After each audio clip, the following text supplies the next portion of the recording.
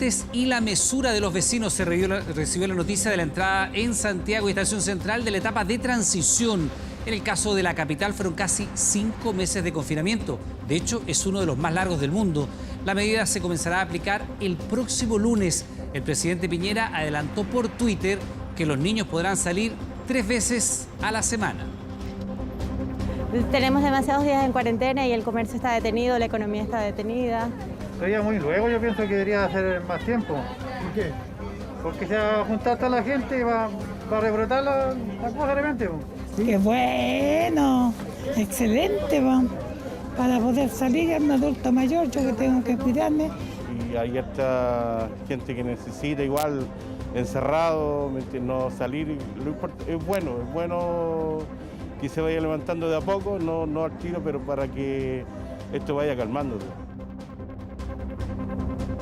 En Conchalí cayó el último acusado de participar en el robo de los 6.000 millones en el aeropuerto del año 2014. El ladrón, apodado El Tigre, que no tenía antecedentes penales, estuvo 6 años escapando de la policía y se habría gestado gran parte del botín en fiestas, autos y viajes. Según el OS9, cumplió un rol protagónico en el asalto que en su momento fue catalogado como el robo del siglo. La zona central de Chile y en particular Valparaíso preocupa a los expertos ante la posibilidad de un sismo mayor. A pocos días de que se cumplan 114 años del terremoto del año 1906 en el puerto, Marcelo Lagos va a analizar los escenarios posibles y cómo estamos preparados para enfrentarlos. Se confirma lesión muscular de Alexis Sánchez, será evaluado día a día por el cuerpo médico del Inter. Su entrenador Conte se aferra a un milagro. Y detalles de cómo será el retorno del fútbol chileno, qué estadios están habilitados, luego te lo contamos en 24 Horas Deportes.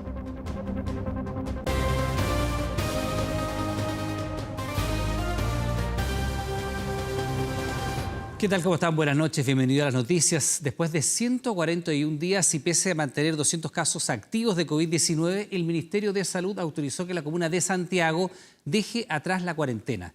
Este proceso de desconfinamiento va a comenzar el lunes. Va a implicar una reapertura paulatina del comercio. La noticia se esparció muy rápido por toda la comuna. Santiago iba directo a los 5 meses de confinamiento, pero las mejoras sostenidas en sus índices de contagio, trazabilidad y testeo le dieron un alivio al territorio más golpeado por la pandemia. Esta es una primera luz de esperanza que se abre. Esto no es chip libre, seamos súper claros en eso. Estamos tomando todas las medidas. Más que un premio, es un reconocimiento al trabajo que han hecho las comunas, que han hecho los ciudadanos de ambas comunas, que han logrado bajar la tasa de contagio. Apenas escuchó al ministro París, Miguel decidió volver a su local en calle San Diego. Yo no vengo hace como 4 meses, pues del 27 de marzo. El polvo y el encierro hicieron mella en el rey del notebook. Ni hablar de los perjuicios económicos luego de 141 días cerrado. Fuimos la comuna más castigada. Santiago Centro fue la comuna más castigada, porque lamentablemente la cerraron desde el principio hasta ahora y no la quieren abrir. O sea, si es posible no abrirla, no la abren, pero la van a tener que abrir porque la gente se está quedando sin dinero. El otro rey, el de las bicicletas, sonríe con la noticia. La tienda de Juanito Mena estuvo cerrada con empleados cobrando el seguro de cesantía. Ahora prepara el retorno. La noticia que la esperábamos hace meses se recibe con mucho entusiasmo. Para lo que es el rubro en bicicleta en general, estamos como bien expectantes porque la expectativa a nivel mundial es que las ventas de las bicicletas se han disparado mucho. Vamos a empezar a trabajar con los trabajadores que son netamente de la comuna. Los comerciantes sienten el alivio, pero quienes viven en la comuna son más cautelosos frente al desconfinamiento que comenzará el próximo lunes 17. No estoy de acuerdo que levanten las cuarentenas. No. Santiago es el eco de propagación del virus. Me parece muy bien, ya hacía falta. Tenemos demasiados días en cuarentena y el comercio está detenido, la economía está detenida. Es bueno que se vaya levantando de a poco, no al tiro, pero para que esto vaya calmándose. Evitar las aglomeraciones y modificar las horas peak será fundamental. Y una de las propuestas que llama la atención es diferir los descansos dominicales. Tú tienes de lunes a viernes una ciudad casi colapsada, el sábado baja mucho, al 20%, y el domingo apenas el 5 o 7%. Entonces lo que estamos proponiendo es que en vez de tener un 100% los lunes y un 5% los domingos, podamos tener un 70% todos los días y de esa manera bajar la afluencia entre un 25 y un 30% por día. Los alcaldes, y yo sé que las comunas también, van a estudiar esta propuesta y es probable que podamos implementar algunas de las ideas del señor Poduje porque nos parecen muy atingentes. En esta primera semana no abrirán los malls ni los centros comerciales. Sí lo harán los parques y los paseos de una comuna que es pequeña en territorio, pero la más concurrida de todo el país.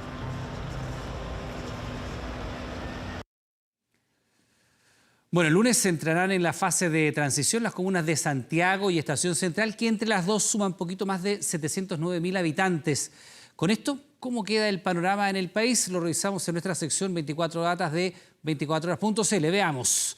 Desde el lunes 17 serán 21 las comunas del país que van a encontrarse en esta fase con un poco más de 3 millones de habitantes. El número exacto, 3.003.383, lo cual equivale al 15% de la población del país que puede circular de lunes a viernes, pero que se mantienen en cuarentena durante los fines de semana. Por contraparte, habrá 55 comunas del país que se van a mantener en cuarentena. Más de 9.100.000 personas que están confinadas en sus respectivos domicilios. Ahí está la cifra exacta, 9.108.111.824. Esto corresponde al 47% de la total de población en nuestro país. En resumen, y de acuerdo a las fases del plan paso a paso, desde el lunes habrá en la etapa 1 de cuarentena 55 comunas, en la etapa 2 de transición 21 comunas y en la etapa 3 de preparación 215 comunas. Y en la etapa 4, la más avanzada hasta el momento de apertura inicial, son 54 las comunas. 4 terminales de buses, malls, estaciones de trenes y comercio ambulante. Con eso tendrá que lidiar la comuna de Estación Central. Es otra que entra, por supuesto, ahora en esta etapa, de cara al desconfinamiento, luego de más de 100 días de cuarentena. Una comuna con una población flotante estimada en 1.500.000 personas. El principal desafío será mantener los índices sanitarios al margen y para eso se va a intensificar la fiscalización y también los controles en los terminales. Mire.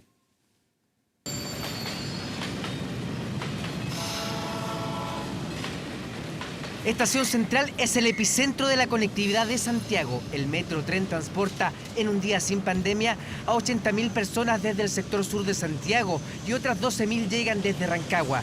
En días de cuarentena, otra realidad, solo un cuarto de los pasajeros. Metro y de ahí tengo que tomar una micro más para llegar a Vitacura. Los 104 días del duro confinamiento terminarán el lunes 17 de agosto, pero con un gran desafío por delante. Transición, y no chip libre, ni no desconfinamiento, ni no, obviamente, nueva normalidad, ningún concepto que se le parezca. Estación Central tiene casi 150.000 habitantes, pero ese número crece 10 veces con la población flotante. Si bien hoy las calles tienen mucho menor afluencia de autos, peatones y comercio ambulante, una vuelta por los recovecos del metro demuestran que el comercio no desapareció, sino que se trasladó. Los usuarios de la Estación Central están divididos ante el levantamiento de la cuarentena. Por una parte bien, pero otra parte tenemos que cuidarnos. Si no tenemos a qué salir, no salgamos. Mal porque sigue siendo igual, siguen los comerciantes, no se ha respetado nada, entonces... Nos movemos a otro punto clave de la comuna, los terminales de buses, conexión con el sur, con el norte y con la zona rural de la metropolitana. Acá se entrecruzan miles de personas a diario. Ojalá estén preparados, pero es difícil. Es difícil. Yo creo que si lo creen correcto nomás, que termine la cuarentena. Son pocos los buses y pasajeros. Las ventas del rubro cayeron en un 70%. Por eso, el paso a la transición se espera con ansias. Muy pocos viajeros, con el tema de la cuarentena, muchos controles. Con esto del cordón sanitario, la gente compra los pasajes, la devuelven, hay que devolverle los pasajes. Nosotros teníamos salida aquí 38, 40 salidas, ahora tenemos 5. El otro gran foco de atención son los mal llamados guetos verticales. Estos mega edificios abundan en la comuna. Acá el hacinamiento ha intensificado los costos de la cuarentena, sobre todo para los inmigrantes, casi 49.000 personas que conforman el 32% de la comuna. Bueno, me parece bien hasta ahora, ¿no? Vamos a ver si cumpliendo todas las normas podamos seguir adelante. Me parece bien mientras se tomen las precauciones necesarias para todos. La idea es que los grandes centros comerciales del eje Alameda no abran sus puertas en los primeros días de transición. Pero el alcalde tiene otro temor, las cifras de desempleo, y que esto haga que el comercio ambulante se dispare a partir del lunes. Se necesitan que esas personas el día de mañana puedan tener un contrato, puedan tener, cierto, la posibilidad de ir a trabajar a otras partes más formales. Tráfico intenso en la Alameda y General Velázquez, 2 malls, 4 terminales de buses y 1 de trenes, estaciones de metro, cientos de pequeños y grandes negocios y mucho comercio informal. Estación Central se prepara para dejar atrás la cuarentena. Y como costó tanto salir, se intensificarán los cordones sanitarios y la fiscalización para que no se tenga que dar un paso en falso. Bueno, ya es oficial, desde el próximo martes 18, los menores de edad en zonas de cuarentena podrán salir de sus casas 3 veces a la semana con un permiso especial que deberán pedir en la comisaría virtual. Podrán recrearse durante un tiempo de 90 minutos en un radio cercano a sus casas. Está prohibido visitar centros comerciales y subirse al transporte público. Poco a poco, plazas y parques comienzan a adaptarse para esta nueva realidad que nos seguirá acompañando por mucho tiempo. En las comunas que están en la fase 2 ya se ven niños con mascarilla jugando con distanciamiento y sin tocarse. Bien, ahora puedo disfrutar del aire. ¿Te complica estar con mascarilla? No tanto. Ya. Por fin puedo salir a pasear un poco con mi hermano. Sí. Quienes han estado encerrados durante 5 meses en sus casas sueñan con ese momento. Jugar con mi mascota y pasearla, jugar, divertirme, correr y eso. Hacer deporte me gustaría. Tengo mucho tiempo sin hacer deporte. A partir de este martes podrán cumplir sus deseos. El gobierno los autorizará a salir de sus casas para que puedan recrearse 3 veces a la semana, martes, miércoles y viernes, durante 90 minutos, en 2 horarios, entre las 10 y las 12 y entre las 16 y las 18 horas. Los menores de 14 en compañía de un adulto y los adolescentes solos. Para ello deberán pedir un permiso en la comisaría virtual. Los permisos son muy estrictos en el sentido que el permiso es para los niños que están en cuarentena, que circulen dentro de su comuna en cuarentena. Es decir, es un permiso que se puede sacar 3 veces por semana, pero los niños no se pueden mover más allá de 1 kilómetro en su comuna en cuarentena. No podrán tomar locomoción colectiva ni visitar centros comerciales. Lo ideal es recrearse al aire libre. Eso sí, recomiendan no tocar los juegos porque son un gran foco de contagio. Pueden llevar su pelota, pueden ir a andar en bicicleta, pueden hacer otras actividades al aire libre, pero siempre cuidándose de prevenir los contagios con el otro. Que recordemos las recomendaciones es que los niños, niñas y adolescentes se mantengan haciendo una actividad física o en movimiento durante al menos 1 hora al día. Y por otra parte, en lo que respecta al bienestar emocional es muy importante también porque van a poder salir y estar en contacto con la naturaleza. El uso de la mascarilla es obligatorio para niños y adolescentes que cubra la boca y la nariz y que sea cambiada frecuentemente. Eso sí, en menores de 3 años no se recomienda porque existe riesgo de asfixia y también peligro de contaminación. Que el manejo también de la mascarilla requiere un entrenamiento para no contaminarse. Necesita que sea higiénico el manejo y son poco educables en que no pueden tocar superficie y después volverse a tocar la mascarilla, sacársela, volvérsela a poner. Requiere un entrenamiento cognitivo que el niño menor de 3 años no lo tiene. Para los niños menores de 8 años que son más inquietos, que no están bien entrenados con el uso de la mascarilla, se recomiendan los escudos faciales. Siguiendo estas precauciones y educando a los más chicos, podrán prevenirse los contagios y seguir disfrutando cada vez más libres en las calles. Bueno, vieron su actividad paralizada por casi 5 meses. Hoy la mayoría ha reabierto sus puertas en las comunas que están en transición, aunque con una serie de medidas que permiten su funcionamiento. Estamos hablando de los grandes centros comerciales o malls que, con límite de tiendas y restricción de capacidad, han vuelto a reabrir a sus clientes por estos días. Mire.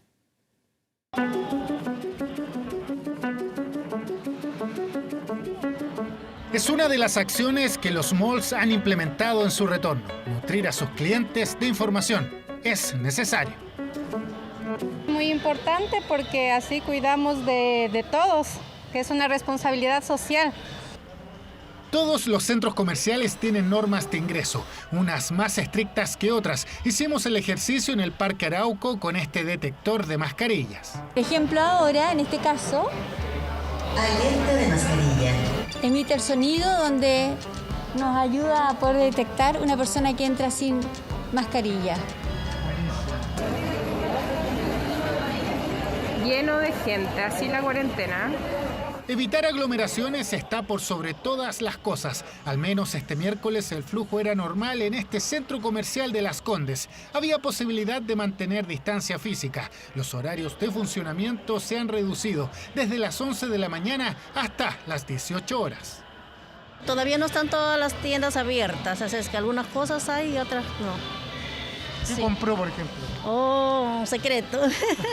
Me parece buenísimo que se esté reactivando la economía, que se reactiven las cosas. Bueno, estoy recién llegando, las demarcaciones, la limpieza de las manos, todo eso. La reapertura ha sido parcial, súper prudente. Vamos de a poco cada día abriendo más tiendas.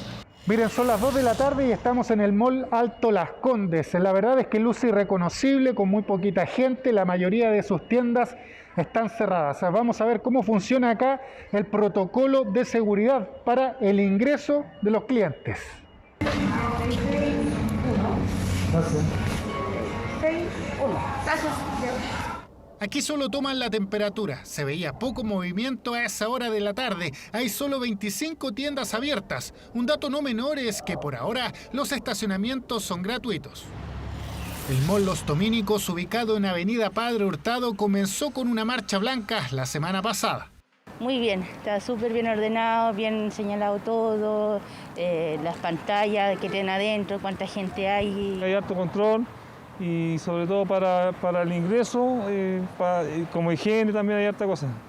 En todos los centros comerciales las fiscalizaciones serán rigurosas. Estos son los que actualmente se encuentran funcionando. Pertenecen a las comunas que están en etapa de transición. Las Condes, Lo Barnechea, Vitacura, Providencia y también Ñuñoa.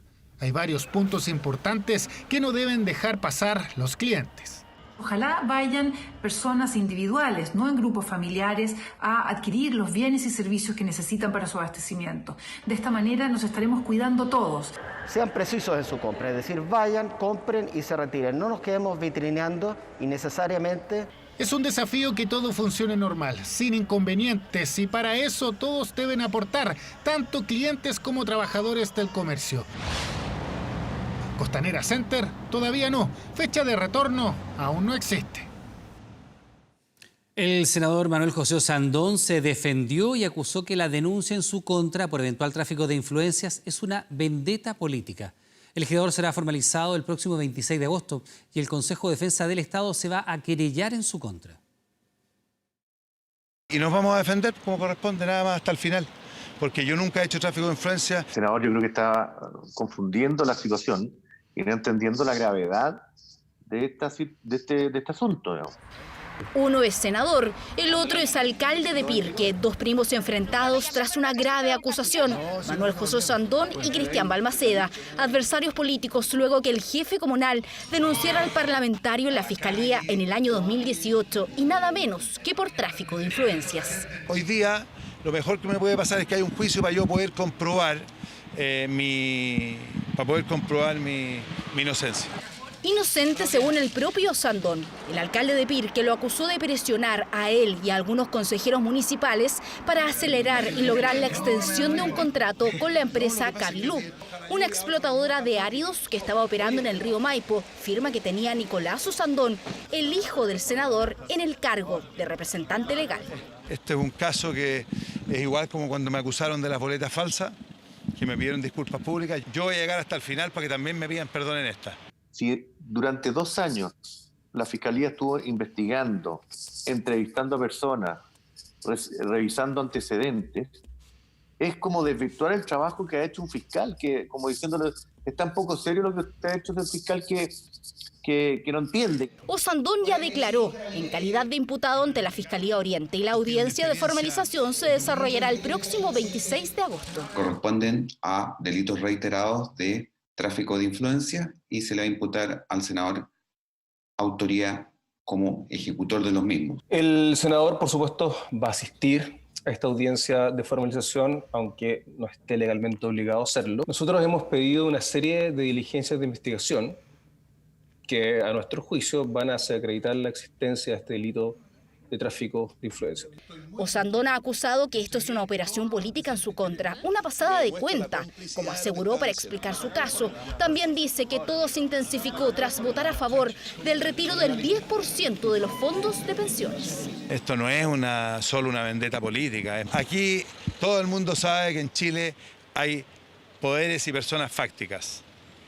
Así que con eso es claro. También asegura que su primo está siendo utilizado, Cristián Balmaceda, el alcalde de Pirque, que será representado por un estudio de abogados liderado por el ex subsecretario de Justicia, Juan Ignacio Piña. O sea, yo creo que los abogados y todo el equipo que tiene detrás no lo está pagando él. Él no tiene ninguna posibilidad de pagar lo que valen esos abogados. Cuando una autoridad toma conocimiento de algún acto que podría ser ilícito, tiene que denunciarlo. Entonces eso es lo que yo hice. Que yo no tengo plata para pagarlo porque vio el sueldo del alcalde está profundamente equivocado. Yo los invito a quien quiera que vea mi declaración de intereses.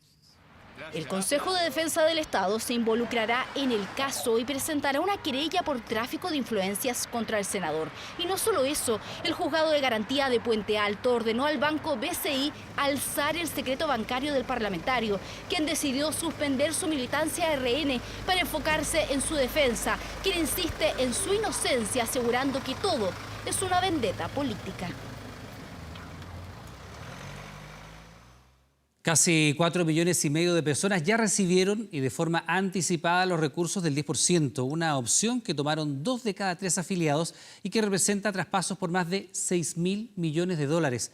Las AFP aseguran que el proceso permitió derribar mitos del sistema, mientras que el gobierno reconoció que habrá impacto positivo para la economía. El plazo era hasta mañana y me pagaron. Hoy en la mañana desperté con la sorpresa que tenía el depósito en mi cuenta. Por eso fue un miércoles especial, no lo esperaba y el 10% viene a solucionar más de un problema. Ismael es uno de los que recibió de forma anticipada el dinero. Quiere ocuparlo para pagar su deuda universitaria. Estoy esperando poder pagar para recibir mi título y poder seguir trabajando. A casi 2 semanas del inicio del proceso, casi 8,5 millones de afiliados ingresaron la solicitud del retiro, prácticamente 2 de cada 3, y hasta ahora el nivel de rechazo llega al 7%. En mi casa también tengo mi familiar cercano que también tiene el problema.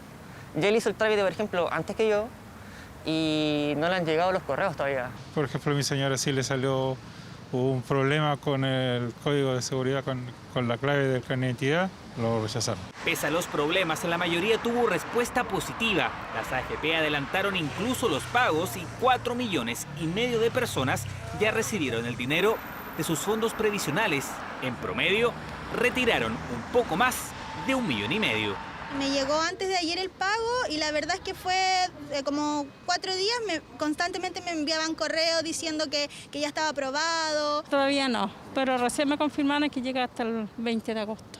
Hemos visto cómo diversos mitos que existían en torno a las administradoras de fondos de pensiones han quedado desestimados. Que las AFP se roban la plata, que el dinero no estaba, que la plata no es de los trabajadores. Son mitos que hoy han quedado en evidencia. Un aspecto positivo para la industria. El gobierno también destacó la iniciativa. A nosotros no nos gustaba mucho el proyecto porque tiene una contrapartida que es muy que es muy costosa, que es de las pensiones, pero tiene efectivamente un impacto positivo porque es una inyección de liquidez que activa el consumo doméstico. Radiografía del retiro que además reveló que el 20% de los trabajadores retiró el total de sus ahorros previsionales, es decir, quedaron sin fondos. Esto nos lleva a plantear cómo el país y el sistema previsional se hace cargo de los cambios de nuestro mercado laboral y de cómo aseguramos protección para todos los tipos de trabajadores, sin ninguna exclusión. En paralelo, el Poder Judicial acelera el tranco para notificar las causas pendientes por pensión de alimentos y así lograr retener un eventual retiro. Están en curso más de 300.000 causas de alimentos y ya se comunicaron a las AFP 250.000 retenciones por deudas de pensión. Aún hay 11.000 en trámite. Para determinar en definitiva cuál es el monto que debe ser aplicado de esta retención del 10% para saldar estas deudas por concepto de pensión alimenticia. Y luego de semanas de tramitación, el Congreso finalmente aprobó el proyecto que acelera y asegura el pago de pensiones de alimentos con los recursos provenientes del retiro del 10%. Esto lo que hace es reforzar la medida cautelar que hoy día existe en nuestra legislación. Para hacer justicia a niñas, niños y adolescentes y a muchas mamás que llevan años esperando que esto ocurra. Millones de personas están recibiendo parte de sus ahorros previsionales, un proceso que continúa y que se transformó para miles de familias en una alternativa para enfrentar la crisis. Carabineros detuvo a El Tigre, el último integrante de la banda que robó más de 6.000 millones de pesos en el primer robo del siglo al aeropuerto de Santiago, aquel 12 de agosto del año 2014. Cumplió la función de amenazar con armas a los trabajadores, lo que permitió que se concretara este multimillonario atraco. ¿Qué hizo con el dinero? Atención al siguiente informe. 6 años prófugo, 6 años oculto, 6 años donde gastó parte de los 6.000 millones de pesos que él, junto a su banda delictual, robaron en el aeropuerto de Santiago. ¿Qué hiciste con la plata? ¿Tienen guardada más plata? Silencio del otrora último prófugo de la justicia por el primer robo del siglo, Alfredo Álvarez Navarro, El Tigre, sin antecedentes delictuales. Hace años que lo tenían identificado, lo siguieron, pero no habían podido detenerlo, hasta hoy, en una calle de la comuna de Conchalí. La detención de este sujeto se vio dificultada netamente por el aspecto físico, el cual cambió bastante desde el día que se investigó a este sujeto y al momento de la detención. Después de cometido el delito, adquirió diversos bienes, principalmente consistentes en vehículos de alta gama. Retrocedamos en el tiempo, hace exactos 6 años. 12 de agosto de 2014, 9 delincuentes ingresaron a la losa del aeropuerto de Santiago para robar un camión de transporte de valores Brinks. En apenas 3 minutos, una banda consiguió lo que se pensaba imposible. En su carga tenía 10.000 millones de pesos. Lograron sustraer poco más de 6.000. Tipo blanco, un interior G37 mantienen dos palets cargados con dinero efectivo. 5 meses después del atraco, uno a uno fueron cayendo. Alexis y Cristian Niñoles, Fabián Holguín, Francisco Morales, Mario Vázquez, Roque Quintanilla, Marcelo Moya y Kevin Holguín, también conocido como Il Baby Bandito en fuga, este último extraditado desde España. Ostentaron en redes sociales casas, viajes, ropa y vehículos. ¿No tienes nada que ver con el robo del siglo? ¿Aceptas tu participación en lo ocurrido en el robo? No. ¿No participaste? No participé. ¿Te declaras inocente? Sí, inocente. Negaron su participación, pero mantenían silencio sobre el destino del dinero. ¿Dónde está la plata del aeropuerto? En este momento sé que está Kevin. ¿Qué estás esperando? ¿Dónde está el dinero? Creo yo que una buena parte del dinero ya lo han gastado, sin perjuicio de que eventualmente podamos dar con algún otro dinero que tengan en algún lugar. Ni siquiera el 10% se ha logrado recuperar de los 6.000 millones, solo algo de efectivo, algunas propiedades y un auto. Se pensaba que con la detención de Alfredo Álvarez algo podrían volver a conseguir, pero no. Se logró establecer que la persona que se encuentra actualmente detenida tuvo participación e ingresó a la losa del aeropuerto mediante la utilización de armas de fuego largas, lograron la intimidación de los operarios del aeropuerto internacional. Las condenas que obtuvieron van desde los 4 a los 11 años de cárcel. Algunos ya han tiempo de pedir beneficios. La Contraloría inició un sumario para determinar las eventuales responsabilidades administrativas de funcionarios de la Armada que habrían incurrido en gastos irregulares por comisiones de servicios, fletes y pasajes. La cifra que está en cuestión, más de $1.700.000. Desde el Congreso se anunció la presentación de una denuncia ante la justicia. La Contraloría General de la República puso la lupa sobre los gastos realizados por la Armada de Chile entre el 1 de enero de 2017 y el 31 de diciembre de 2018. En particular, por los recursos destinados al pago de viáticos, fletes y pasajes aéreos en el marco de comisiones de servicio de los funcionarios. Y determinó que la institución no pudo acreditar $531.000 gastados en boletos de avión, además de $1.159.000 que se entregaron por concepto de reembolso de fletes. También se verificó la existencia de gastos en exceso correspondientes a viáticos por un total de $68.442. Esto porque se detectó el pago de noches donde los funcionarios de la Armada pernoctaron a bordo de los aviones. Pueden existir antecedentes constitutivos de delitos de fraude al fisco, de malversación de fondos y de otros delitos de corrupción. Y por eso vamos a tomar este informe, lo vamos a analizar y vamos a presentar una denuncia a la justicia para que analice de verdad cuánto de este dinero llegó a bolsillo del alto mando de la Armada. No hay ningún perjuicio fiscal, eso es lo primero que hay que tener claro. Nadie se ha robado plata. Los dineros que estaban destinados a fletes y pasajes fueron gastados por los funcionarios que estaban transbordados o destinados a otras unidades o a otras zonas navales. La Contraloría inició un sumario para determinar eventuales responsabilidades de los funcionarios involucrados. Mediante un comunicado, la Armada informó que no se ordenó la devolución del $1.700.000, sino que se objetó el proceso de rendición de cuentas y que la situación será esclarecida a través del procedimiento correspondiente. No es bueno que una institución esté siendo investigada por despilfarro de recursos y, por tanto, en ese sentido, como presidente de la Comisión de Defensa, vamos a abordar este tema en la Comisión de Defensa, vamos a pedirle al ministro entregue los antecedentes.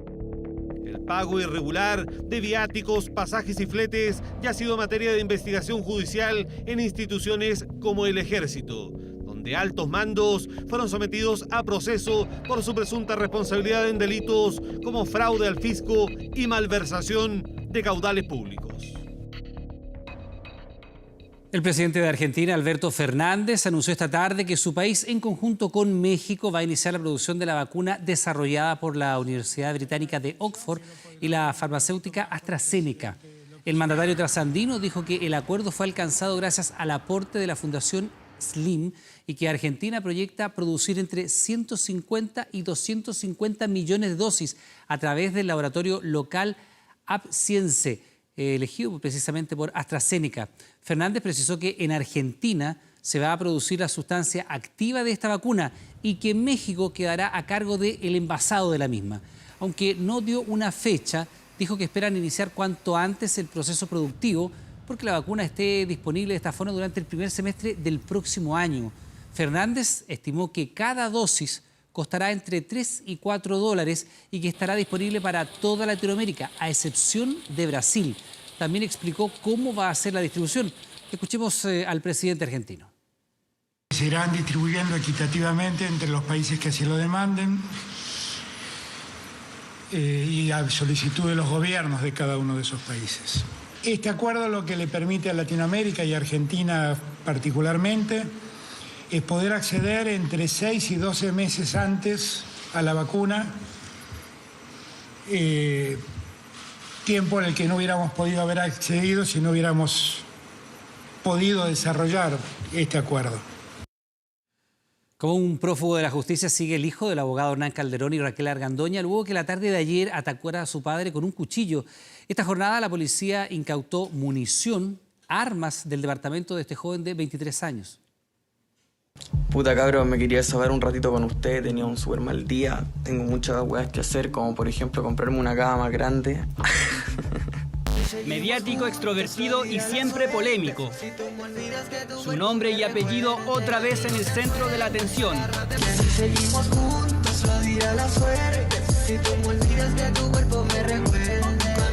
Y con solo 23 años, Hernán Calderón Argandoña aparece nuevamente en pantalla por su comportamiento. Pareciera que ahora excedió todo límite. Lo hecho, ninguna relación con sus redes sociales ocurrió en este departamento de Las Condes. Según la indagatoria, atacó con un cuchillo a su padre, el abogado Hernán Calderón. Efectivamente hay una denuncia por parte de esta persona en el cual se había involucrado en un procedimiento familiar. Se constataron sus lesiones y fueron lesiones consideradas de gravedad. Hay una denuncia formal que está en estudio en Fiscalía. No es el primer encontrón policial de Hernán Calderón Jr. En marzo, vecinos de Vitacura denunciaron carreras clandestinas en la autopista Costanera Norte. El problema es que uno de los organizadores habría sido el joven de 23 años, presidente de una agrupación y amante del mundo tuerca. Así lo exhibe en redes sociales.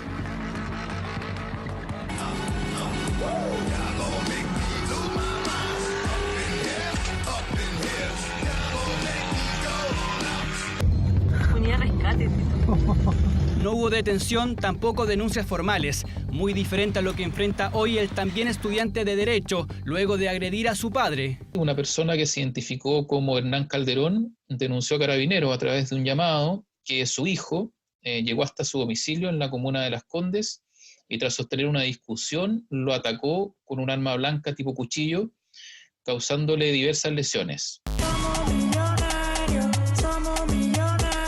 Siempre polémico por el contenido de sus publicaciones, hijo de padres mediáticos que con frecuencia generan reacciones, pero nada similar con violencia intrafamiliar.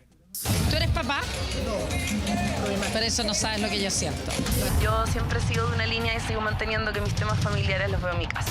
Para cualquier padre es muy doloroso lo que uno está pasando en estos momentos. Mi familia no es perfecta, yo creo que no hay familias perfectas. Mami, no te sueltes, agárrate fuerte. Hace algunos años incluso debutó en la música, incursionó en el reggaetón y trap. Cuenta con miles de seguidores en YouTube. Durante la tarde del miércoles, Carabineros realizó peritajes en el departamento del padre y luego en el de su hijo. De este último, incautaron gran cantidad de munición y pistolas. La policía está realizando diligencia en estos momentos para efectos de lograr la ubicación de la persona denunciada, el hijo de la víctima, y obtener así su detención. Hernán Calderón padre fue dado de alta, está reposando según su círculo cercano, mientras que Hernán Calderón Argandoña, su hijo, es todavía un prófugo de la justicia, tiene en contra una orden de detención.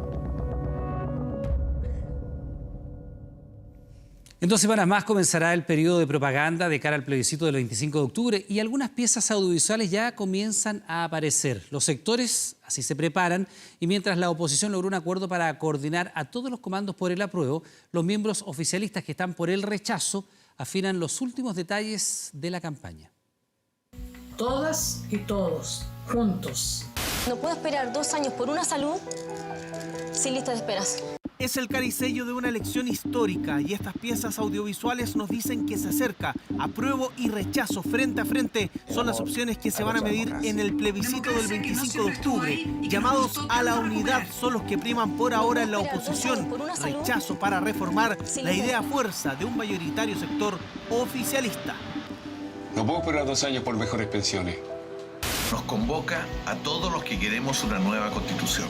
La centroizquierda, tras semanas de conversaciones, llegó a un punto en común y aunque no lograron la creación de un comando único, sí conformaron una instancia de coordinación entre todos los partidos que hoy se la juegan por el apruebo. ¿Cuáles serán sus ejes? Una coordinación de los comandos del apruebo que se reunirá semanalmente. Una red nacional de apoderados y también agentes o delegados facilitadores COVID. La necesidad de promover un plebiscito seguro y participativo. Es muy positivo que todos los que estamos por una constitución genuinamente democrática sumemos fuerzas Eso exige altura de miras, coordinación y generosidad entre quienes pensamos distinto. Así que valoramos este esfuerzo, esperamos que podamos tener nuevos pasos. En resumen, 4 comandos por el apruebo que se van a coordinar. Acuerdo político que llegó tras un compromiso. No estén dispuestos a postergar la elección de gobernadores y no estén dispuestos a achicar el Parlamento y la Convención Constituyente. Y al final todos los partidos accedieron. Creo que han tomado una muy mala decisión política de la cual tendrán que dar explicaciones. ¿Usted siente que el rechazo ha crecido en Evópolis? Así es, sí. Evidentemente se ha ido produciendo un giro hacia el rechazo. Giro hacia el rechazo en la bancada de Evópolis, partido que debe definir a fines de agosto cuál será la postura institucional. Todo en un oficialismo que tiene mayoritariamente una tendencia hacia el rechazo y que afina detalles de su campaña para captar los apoyos que hoy lo tienen en desventaja en todas las encuestas. No puedo esperar 2 años por mejores trabajos.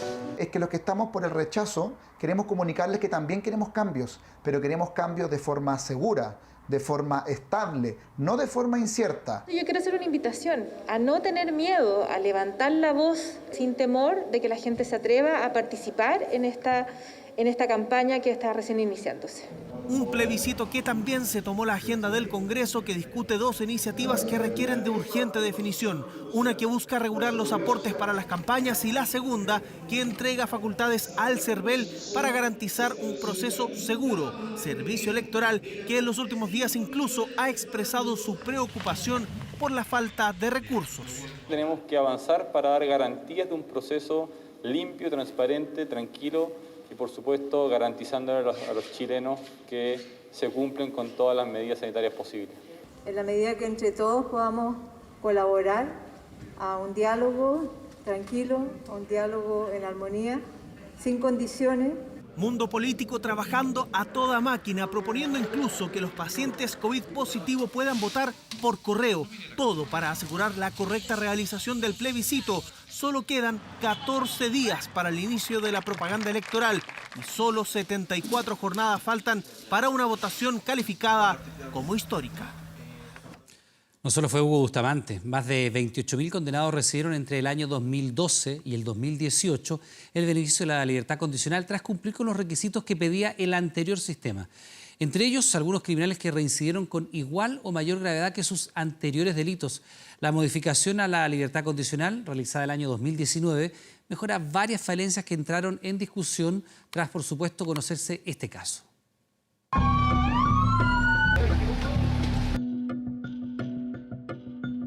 Entre la consternación y el asombro por el crimen de Ámbar Cornejo se instala una duda, porque Hugo Bustamante Pérez estaba en libertad. Todo lo que pretendía buscar tenía que ver con cómo adormecer a las personas, con cómo lograr tener dominio respecto de las personas. Pese a que tenía una condena de 27 años, solo estuvo 11 años en la cárcel. Bustamante cumplía los requisitos del decreto de ley que entregaba la libertad condicional modificado en 2012, entre ellos tener una conducta intachable el último semestre de presidio y que al tener una sentencia mayor a 20 años podía recibir el beneficio a contar de los 10 años. Hay que entender, hay una sobrepoblación en las cárceles, por lo tanto la salida al medio libre es una manera que tiene Gendarmería y el país en general de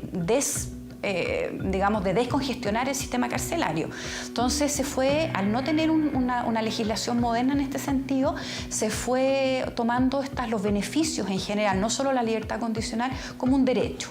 Un sistema que permitió la libertad condicional de otros criminales que, al igual que Hugo Bustamante, reincidieron en sus actos.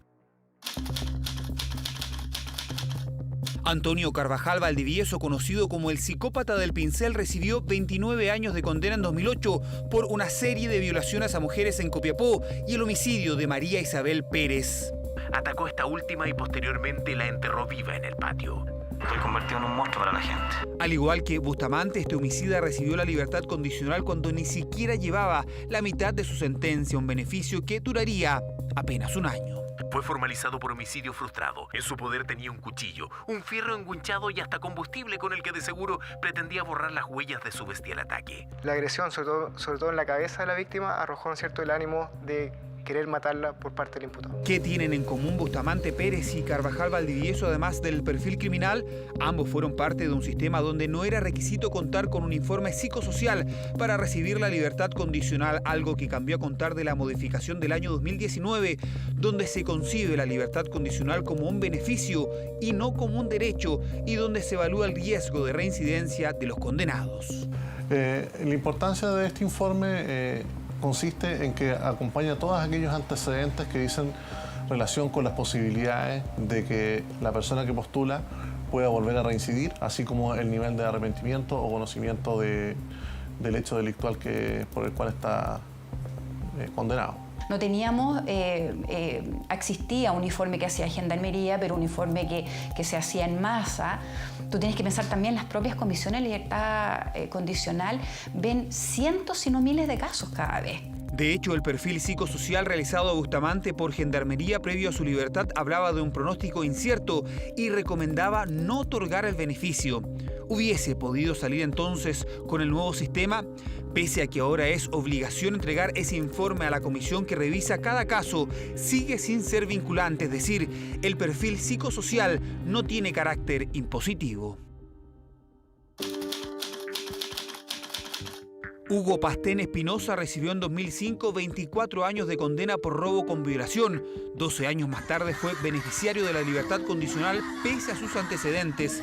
En 2019 volvió a la cárcel tras el asesinato de 2 mujeres y la desaparición de la joven Catalina Álvarez. Dentro de mi experiencia como fiscal de homicidios durante 18 años, que él tiene una personalidad psicopática y de ahí se destaca el hecho de que puede incluso dar muerte a una víctima precisamente para satisfacer sus intereses personales. Ya yo dije cualquier cosa, me tiro del auto para abajo nomás y listo. Su libertad no hubiese sido posible con el nuevo sistema que eliminó el beneficio para quienes cumplen condenas de más de 20 años, además de aumentar los tiempos mínimos para postular a la libertad condicional en caso de delitos de mayor gravedad. Exigiendo como tiempo mínimo para aquellos delitos que tienen esa connotación, al menos la mitad de la condena. Entonces, la real posibilidad que tú tenías de estudiar caso a caso, quién estaba postulando al beneficio, no era posible para nadie. Entonces, con este nuevo sistema, lo que se está tratando de hacer es, de alguna manera, individualizar un poquito más el beneficio. A contar de enero del 2019 entró en vigencia la ley 21.124 que modifica la libertad condicional. Expertos del área apuntan a diversos ajustes en un sistema que mejora notablemente, pero que aún no está operativo. A nosotros nos parece que no es posible que una comisión de libertad condicional revise en pocos días cientos de casos.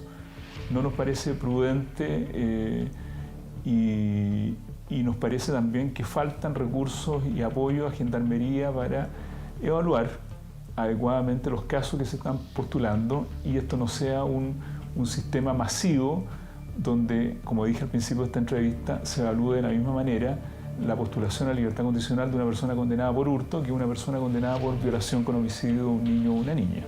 Tú puedes tener una excelente nueva ley, pero si tú no te haces cargo de la persona que sale en el medio libre, es letra muerta, es letra muerta, porque en el fondo yo puedo decir, bueno, si tengo delegados de libertad vigilada, resulta que tengo un delegado de libertad vigilada por cada 1000 personas que están en el medio libre. No sirve.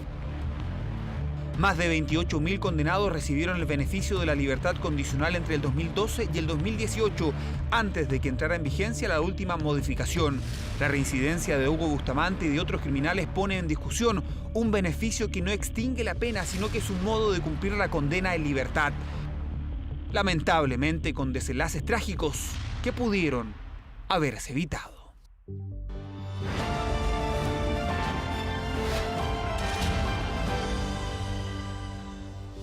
Bien, pues es miércoles y como cada miércoles ya estamos con Marcelo Galagos para analizar algunos temas que nos recuerdan la fuerza de la naturaleza. Marcelo, primero que nada, buenas noches. Muy buenas noches. Y esta vez vamos a poner atención especial en el terremoto de 1906 en Valparaíso, pero por una razón bien particular. Estamos de aniversario este domingo y además tú nos dices, hay una cantidad de elementos que se pueden ir reflotando. Ciertamente, 1906 fue un hito que marcó la historia de esta ciudad que eternamente ha sido afectada, bombardeada, incendiada, inundada. Valparaíso tiene muchas cicatrices. Sin embargo, Valparaíso también siempre se levanta. Vamos a hablar de eso. Bueno, precisamente estábamos hablando de aquello y lo interesante, lo que tú me decías hablando antes de entrar al estudio, es que ahí hay una cantidad de energía que se ha ido acumulando. Y por supuesto es importante poner atención sobre aquello. Mientras revisamos imágenes, la destrucción fue total en el puerto porque hubo un gran incendio, ¿no?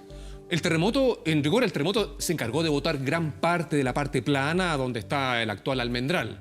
Sin embargo, lo que no botó el terremoto, los incendios ciertamente lo quemaron. Y fue un hito porque claramente Valparaíso tuvo que volver a levantarse a partir de una tremenda destrucción. De cerca de 4.000 víctimas que hubo en la zona central afectada por este gran evento, cerca del 97% de víctimas se concentró en Valparaíso. Bueno, de hecho, a través de la realidad aumentada tenemos acá imágenes precisamente, Marcelo, que nos ayudan un poco a comprender este fenómeno. Claro, ¿qué pasa? Es que en la zona central de Chile tenemos distintos tipos de terremotos. Están los terremotos como los de 1906, que son rupturas que ocurren más cercanas a la costa, y están los terremotos más grandes, como el de 1730, 8 de julio, ¿cierto? Que es una ruptura que ocurre más hacia la trinchera, más hacia el océano, que es más largo, y evidentemente es un evento que tiene mayor magnitud. El de 1906 es muy parecido al de 1985, al de 1822, y ambos escenarios son amenazas latentes en toda la zona central de Chile. El de 1906 fue un día domingo. Así es. Estábamos recién sacando la cuenta, el del 85, que también es en la zona central, cercano, ¿no?, a Valparaíso, es de también un día domingo. Sí, maravillosa coincidencia. Lo que sí es de que, imagínate 1906, 19:55 de la tarde-noche, estaba lloviendo levemente, la gente estaba regresando a su casa, el escenario, la verdad es que nadie lo podía prever, partiendo de la base de que Valparaíso estaba en su mejor momento también. Estábamos con casi todo el apogeo del mercado, el por supuesto, del puerto. Estábamos a puerta de cumplir un siglo como república. O sea, en Valparaíso estaban pasando cosas increíbles previo a este evento. Ahora, Marcelo, este no es un terremoto gigante, el del año 1906, sin embargo fue muy dañino. El de 1985 tampoco es un terremoto gigante, pero libera bastante energía. Ahora, lo conversábamos harto, ¿no? Lo importante de los terremotos es que van permitiendo que se libere energía y evitando estos megaterremotos o los gigantes, de los que son realmente los que nosotros nos asustamos, ¿no? La verdad es que los dos son asustadores. Cualquier evento sobre 8 por cierto, genera... pero la magnitud, no sé, del año 60, claro, Valdivia, que es otra característica, ¿no? Pero la verdad es que hay que entender de que son como realidades paralelas. Independiente que tengamos eventos importantes en las zonas costeras con magnitudes sobre 8, como 1906, como 1985, 8, como 1822, igual se está acumulando energía siempre hacia la trinchera, hacia la zona más profunda, y esa energía puede ser liberada también en cualquier minuto. En la práctica, hoy día, gran parte de los estudios que han tratado de evaluar cuánta energía se está acumulando en esta zona de contacto de placas confirman que hay suficiente como para generar un evento importante, y es por eso que ambos escenarios, eventos grandes con magnitudes sobre 8 como 1906, son amenaza latente, al igual que eventos gigantes con magnitudes probablemente cercanas a 9 o superior, también son amenazas latentes. Ambos escenarios implican que tenemos que mirarlos de frente. Mira, vamos a ver un informe, Marcelo, y seguimos hablando inmediato porque, bueno, un terremoto que dejó huella el proyecto urbanístico del puerto de Chile. Estamos hablando de la ciudad de Valparaíso, que ha estado marcada por desastres naturales, como tú bien lo decías, tragedias que dan el sello que fue llamado el Emporio del Pacífico. Se cumplen este domingo 114 años de este intenso sismo que destruyó el plano de la ciudad. Tú estuviste allí. Vamos a ver este informe.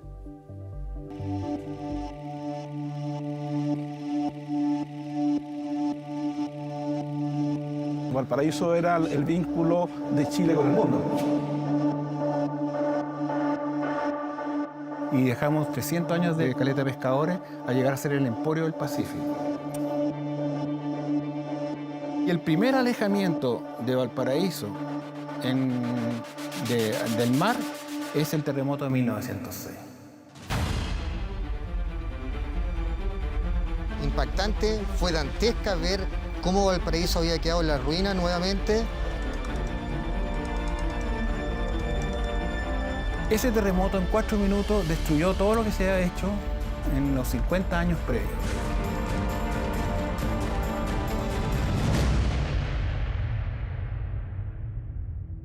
Imaginémonos ese 16 de agosto de 1906. Es de noche. Llueve aquí en Valparaíso. La gente está volviendo a sus casas. Las personas están comenzando a preparar la cena. A eso, de escasos minutos antes de las 8 de la noche, esa calma, esa tranquilidad se vio enormemente interrumpida por un terremoto que marcó a esta ciudad y a gran parte de la zona central de Chile.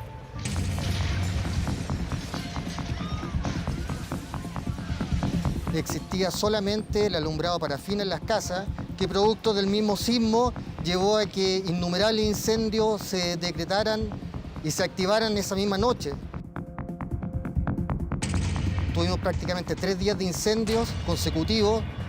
La historia habla de alrededor de 22 incendios en total y eso llevó a dar un reimpulso a lo que era la reestructuración de las compañías de bomberos en Valparaíso. Terremoto que alcanzó una magnitud superior a 8. En la zona central de Chile, numerosas localidades fueron afectadas por el sismo.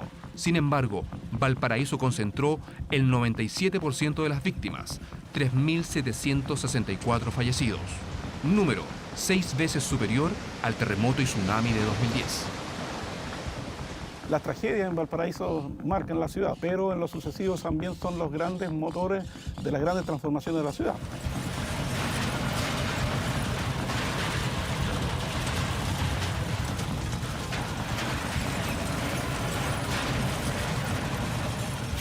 Valparaíso se caracteriza por este anfiteatro natural, predominan sus cerros. Sin embargo, lo más escaso son estas zonas planas, conocidas como el Almendral. Hay que destacar de que estas zonas planas no siempre existieron, se han ido ganando al mar. Gran parte del plan, incluso en su relleno, está hecho ¿cierto? A partir de naufragios de mar.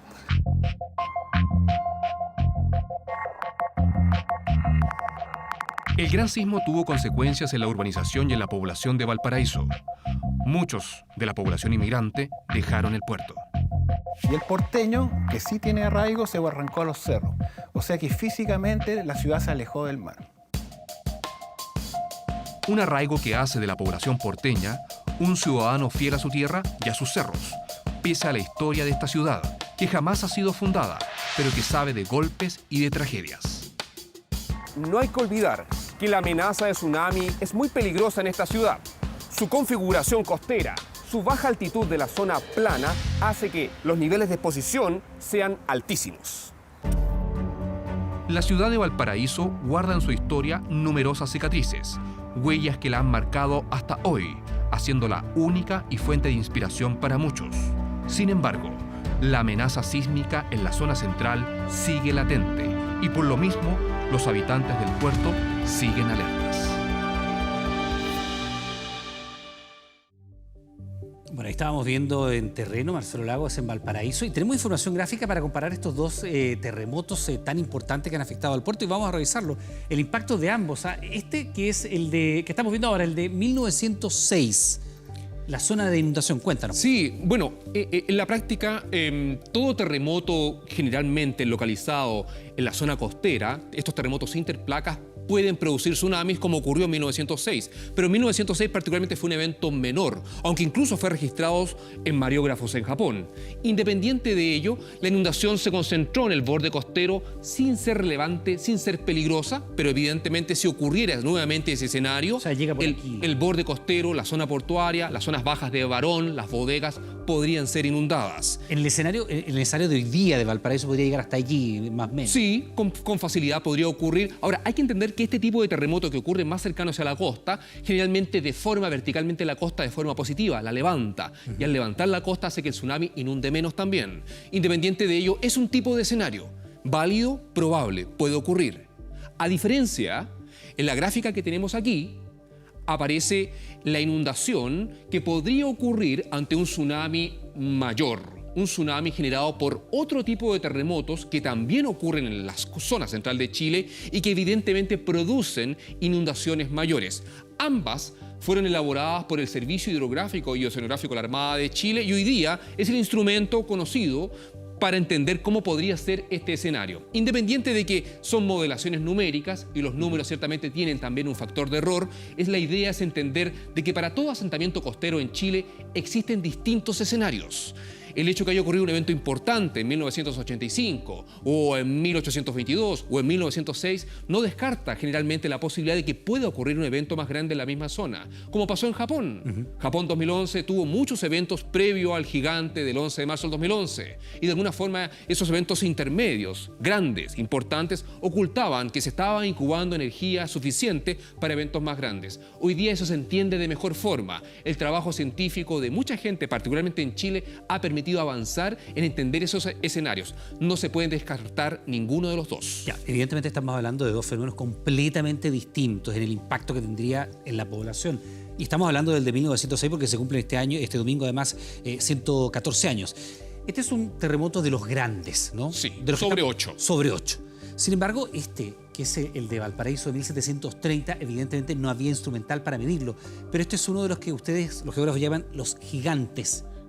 Se le llama gigante porque los estudios que se han realizado permiten entender, de acuerdo a la evidencia, de terreno, de acuerdo a datos registrados en mareógrafos a lo largo de la cuenca del Pacífico, de acuerdo a modelaciones numéricas, de que es un evento que debe tener una magnitud cercana a 9 o superior. Y cuando estamos hablando de eventos magnitud 9 o superior, estamos hablando de eventos gigantes. No hay que olvidar que la energía sísmica en el momento de un terremoto se libera de forma exponencial, no lineal. Quiere decir que un evento 9, que detona este tsunami mayor, es 32 veces más grande aproximadamente que un 8 que detona un tsunami menor. Perdón, si hubiera habido instrumental para medirlo, sería de los más grandes que se han medido, como el del año 60, ¿no?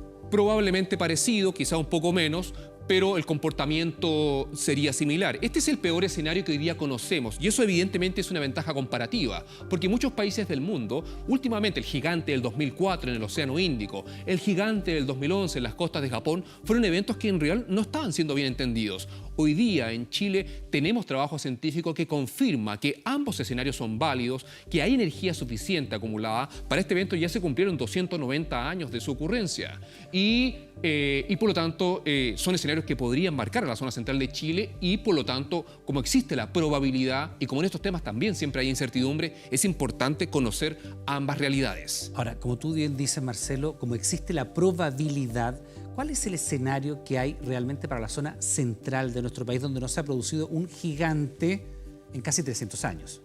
Bueno, la probabilidad siempre es alta, independiente de, y eso nadie lo puede descartar.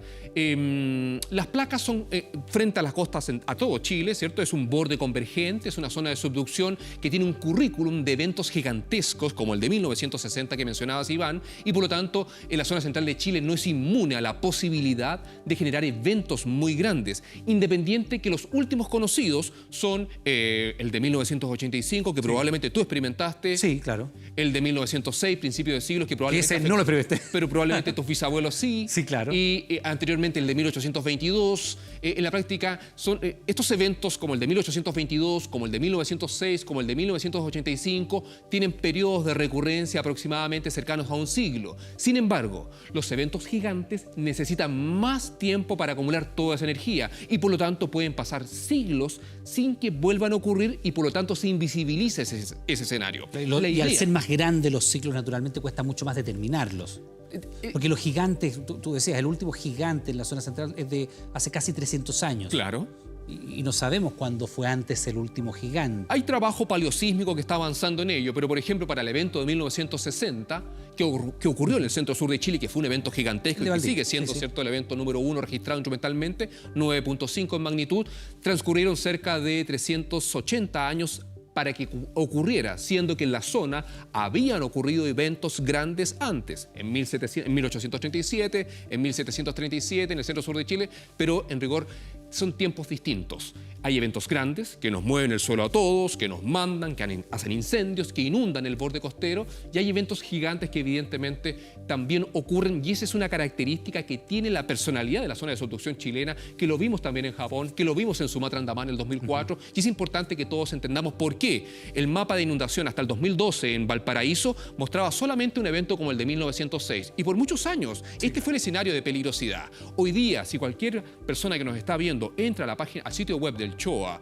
y descarga el mapa de inundación de Valparaíso actual, va a ver que se simula el escenario de 1730. Eso no quiere decir que este esté malo o sea muy grave y ese sea menor. En la práctica son dos escenarios posibles, pero este es un peor escenario creíble, es un peor escenario conocido porque tenemos antecedentes históricos que sucedió. Y qué mejor que entender el peor escenario porque te permite anticiparte, prepararte, particularmente en asentamientos costeros de la zona central de Chile, donde se concentra más del 50% de la población de este país y toda la infraestructura crítica fundamental para el funcionamiento de nuestro territorio. Por eso es tan importante conocer las zonas de inundación, planificar las ciudades, ver de qué manera van creciendo, por supuesto, nuestras zonas portuarias y toda la zona más poblada de nuestro país. Marcelo Lagos, como siempre, muchas gracias y nos vamos a encontrar el próximo miércoles.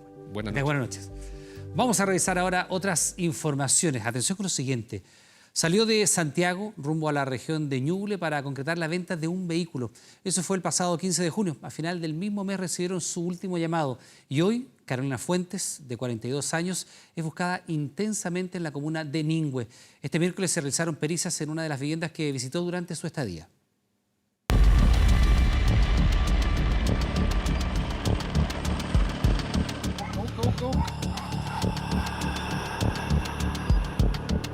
Ya son casi 50 días de una búsqueda incesante tras la pista de Carolina Fuentes Bustos, de 42 años.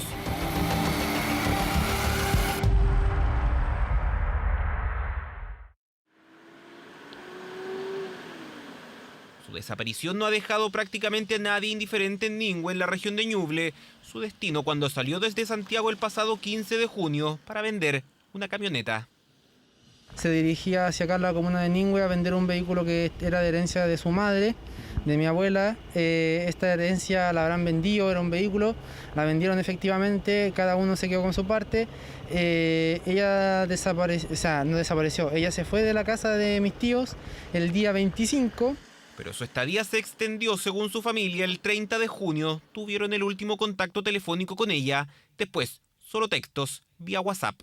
Y eso era lo último que se supo de ella, y luego el día 1, 2 y 3 mandó unos mensajes extraños, que ella siempre repudiaba la falta de ortografía, y todos los mensajes que mandaron, que salieron desde su teléfono ese día, tenían mucha falta de ortografía. Fueron los últimos mensajes que salieron de su celular. Ella siempre se comunicaba con sus hijos, siempre. Nunca hubiera apagado el celular como está ahora. Hoy se sabe que Carolina no solo estuvo en casa de sus tíos en Ningüe, esta vivienda es uno de los lugares que también visitó durante su estadía. Fue la última persona que la trajo, como se dice, de allá de Lircay hasta acá, hasta su casa acá en Puerto Sol. ¿Y él estuvo acá? Sí, permitió unos días acá. Precisamente en esta casa, ubicada en una zona rural donde limitan las comunas de Ningüe y Portezuelo, se concretó la búsqueda este miércoles. Desde las 11 de la mañana, la PDI, bomberos, carabineros y el ejército registraron distintos sectores, también con apoyo de la brigada canina. Los lugares que estamos nosotros buscando son lugares en que hemos señalado y hemos establecido que Carolina estuvo. No me voy a pronunciar si fue el primero o el segundo o el último lugar, porque eso es materia de la investigación. Pero no es el único lugar que se investiga. La búsqueda también se realiza por aire. Es que son cerca de 40 hectáreas las que se deben cubrir y registrar, con terrenos de difícil acceso y accidentes geográficos. Podríamos encontrarnos con diversos indicios, ciertamente, pero estos deben ser materia de un procesamiento a fin de poder determinar a ciencia cierta y de forma concreta si efectivamente constituyen evidencias o no. Esta semana se cumplen 2 meses desde que Carolina inició su viaje a Ningüe, su ciudad natal, y en donde hoy su familia la busca intensamente. Hace un tiempo en la comuna de Peñalolén se instaló un grupo de ciudadanos haitianos a vivir. El terreno lo arriendan, pero no tiene las condiciones sanitarias básicas para ser habitado y se ha generado un gran problema. Aguas servidas escurren hacia sus vecinos.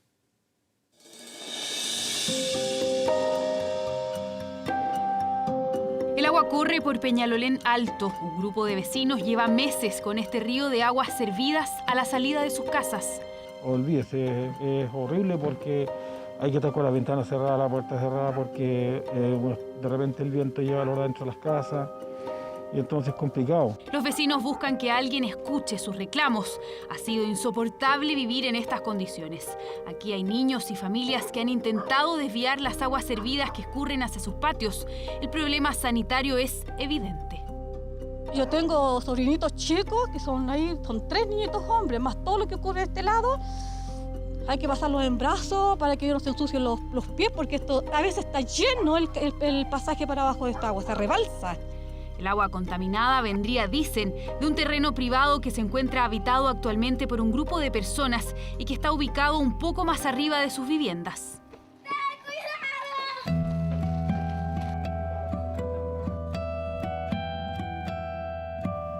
En este sitio, cerca de 40 personas de nacionalidad haitiana viven en precarias condiciones. No se trata de una toma, ellos pagan un arriendo que fluctúa entre 40 y 150 mil pesos por vivir aquí, monto que cancelan pese a la precariedad de los servicios básicos. La principal carencia, el alcantarillado. Y la condición que vive todo por acá es muy mal. La gente tiene mucho problema, problema de la luz, problema de agua, problema también de comida, problema de trabajo también. ¿Aquí vives tú con quién? Con el primo mío. Con tu primo. Vive muy incómodo. En el espacio de Claude, por el que paga 50 mil pesos, hay una pequeña cocina, un baño y 2 piezas. Dice que tiene agua, pero casi un mes estuvo sin luz. Cuando no hay luz, ¿cómo lo hacen con la comida, por ejemplo?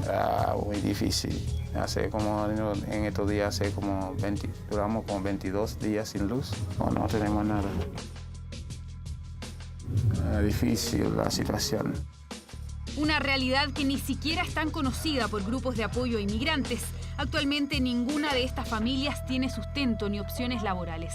La pandemia ha sido ruda y no cuentan con otra alternativa para vivir. El idioma recrudece aún más su situación. De hecho, pocos saben de las filtraciones de aguas servidas que desde sus viviendas llegan a los vecinos. Se llama Fernández, chileno. Tengo 2 años. Fernández, venga. Ven. Venga, Fernández. Di hola. Al menos hay 6 niños que también tienen que convivir con la pobreza extrema.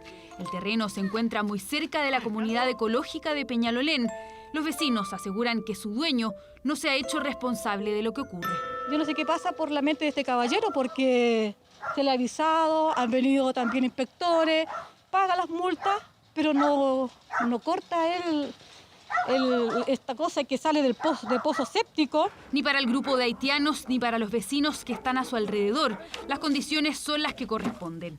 Pero el dueño del lugar, que accedió a conversar con 24 horas, asegura que sus arrendatarios no le han pagado y que no tiene cómo mantener el lugar. Estoy sin plata, oye. Estoy sin plata porque no pagan, porque algunos están pagando la mitad nada más y no hay que hacer, pues. El terreno funciona con un sistema de pozos sépticos a los que no se les ha hecho mantención, pero desde la Municipalidad de Peñalolén aseguran incluso que esos pozos no estarían autorizados y que el terreno no tiene permiso de edificación.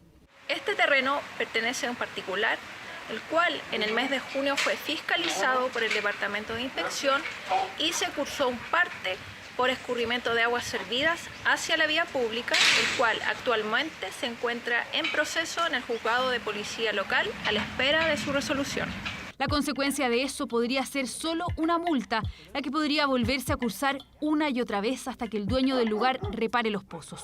Mientras, los vecinos están de manos cruzadas sin saber qué hacer. Lo que tienen claro es que no pueden culpar a estas familias por no tener otra opción a la cual recurrir para conseguir un hogar más digno.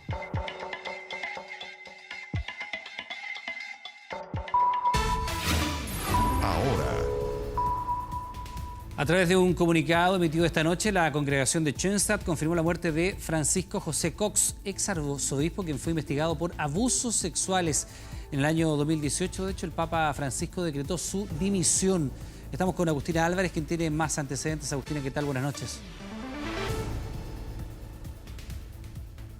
Hola Iván, muy buenas noches. Fue a los 86 años durante esta madrugada que falleció finalmente el sacerdote José Francisco Cox. Las razones, en primer lugar, por una falla multisistémica, además de una insuficiencia respiratoria en una casa de un matrimonio que estuvo a cargo de este sacerdote desde febrero del 2019, cuando llegó finalmente a nuestro país luego de pasar varios meses, varios años en Alemania. Lo cierto es que este es un sacerdote que era de entre los más favoritos de la élite chilena. No obstante, su carrera eclesiástica se vio nublada luego de varias investigaciones salieron a la luz, además de diferentes denuncias por abuso sexual a menores de edad, muchos de ellos en la región de Coquimbo, sobre todo en la ciudad de La Serena. Tras esto, por supuesto que se convirtió en uno de los sacerdotes más cuestionados de la Iglesia Católica. Comentar que el año 2002 renunció entonces a la actividad pastoral y, como tú lo adelantabas, Iván, el año 2018 fue finalmente el Papa Francisco II quien decretó la dimensión del estado clerical por las conductas impropias del sacerdote, por, digamos, estos más de 40 casos que se le conocen por abuso sexual. Un sacerdote que ya hace un tiempo estaba sufriendo diferentes enfermedades, estaba con problemas de salud, pero que nos dicen desde la misma institución, la misma comunidad de Schoenstatt, ya en el último tiempo, el último mes, empeoró. Conversamos con el padre Patricio Monro, quien nos dio declaraciones al respecto. Él murió aquí en Santiago. En realidad no estaba tan mal, pero durante el último mes el médico cree que tuvo un infarto, un microinfarto cerebral, y poco a poco fue decayendo, y hoy día murió ya de insuficiencia respiratoria y fallas múltiples, digamos, en su cuerpo. Él fue dimitido del estado clerical por el Papa Francisco el año 2018 y nos pidió a nosotros que siguiéramos en el cuidado de él, digamos, hasta que muriera, y eso fue lo que nosotros hicimos. Era una persona ya mayor y que estaba enferma de varias cosas, digamos, entonces no es tanto una sorpresa y no podemos hacer nada, digamos, ya falleció simplemente. Hoy día hay que despedirlo y hoy día fue ya el funeral, aquí estaban solamente presentes sus hermanos. Y nosotros lo único que queremos, y lo dijimos varias veces, era que a través de este juicio se supiera la verdad, y eso es lo que más nos interesa, digamos, la verdad.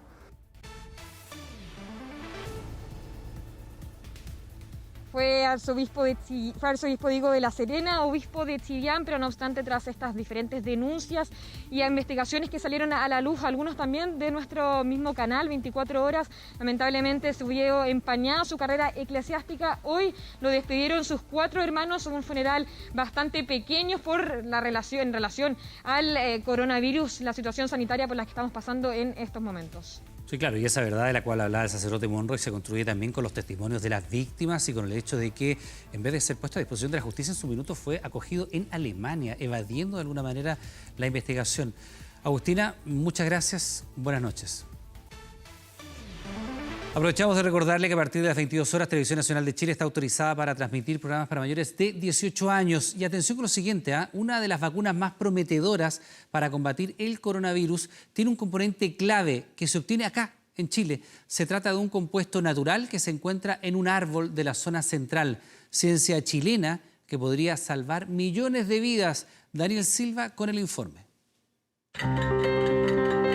Hoy día hay 164 vacunas en formulación, 28 en pruebas clínicas. Aunque no es una competencia, sí existe una carrera contra el tiempo. Es que el coronavirus ya ha matado más gente que todas las pandemias de este siglo. 740.000 personas, más que la gripe porcina, el SARS y el MERS juntos. Hay diferentes países, diferentes tecnologías, varias candidatas, pero una de ellas, una de las más prometedoras, tiene un ingrediente clave que se obtiene en Chile. El secreto está en un compuesto que tiene de manera muy abundante en la corteza del Quillaja saponaria, que es el quillay, un árbol que está presente en la zona central de nuestro país. Una especie que puede llegar a los 20 metros de alto. Conocido es por sus propiedades en la industria cosmética, pero eso es solo la punta del iceberg. Esta planta contiene un tesoro con decenas de aplicaciones y una en particular es crucial para el desarrollo de una vacuna contra el coronavirus. Con más de 5 millones de infectados, Estados Unidos se consolidó como el epicentro del desastre. El gobierno está acelerando la fabricación de vacunas y una de las que recibió más recursos es la vacuna del laboratorio Novavax. Apostaron $1.600 millones por nosotros a que tendríamos los datos que tenemos hoy, así que todo el mundo se regocija de que de hecho tuviéramos razón.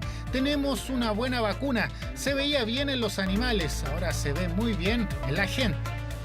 Esta vacuna está compuesta por dos elementos, un antígeno o nanopartículas que tienen la misma forma que las proteínas del virus y generan una respuesta inmune específica para neutralizar al coronavirus.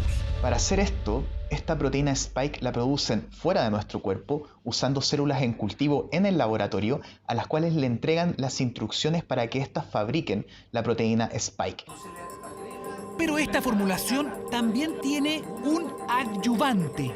Los adyuvantes son moléculas químicamente reactivas que ayudan a estimular al sistema inmune innato. Y no es solo teoría. Con una dosis de 25 microgramos, la vacuna generó una buena cantidad de anticuerpos en simios. Pero cuando se usó 1 microgramo más el adyuvante, el resultado sorprendió a los científicos. La diferencia es enorme, o sea, es en varias veces la respuesta inmune del organismo cuando el adyuvante es aplicado o cuando no.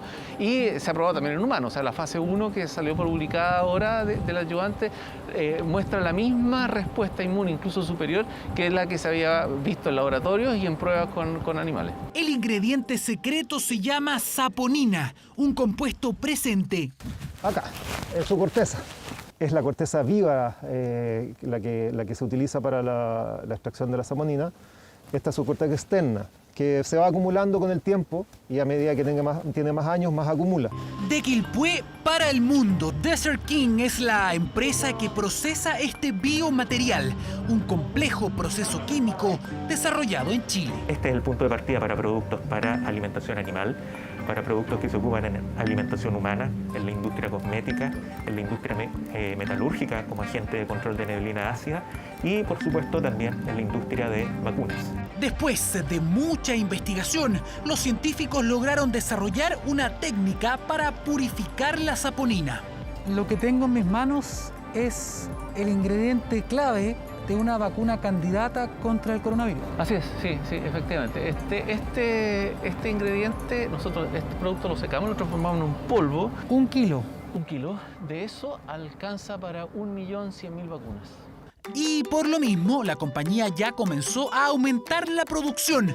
Cultivos a gran escala de quillay, una gestión sustentable que además genera un círculo virtuoso. Se pueden lograr equilibrios rápidamente con nuestros seres vivos, tanto animales como vegetales, a diferencia de los monocultivos de especies exóticas que prácticamente nada crece debajo. Ciencia, tecnología, salud y sustentabilidad. El círculo completo se realiza en Valparaíso, un avance regional que podría ser la clave contra la pandemia.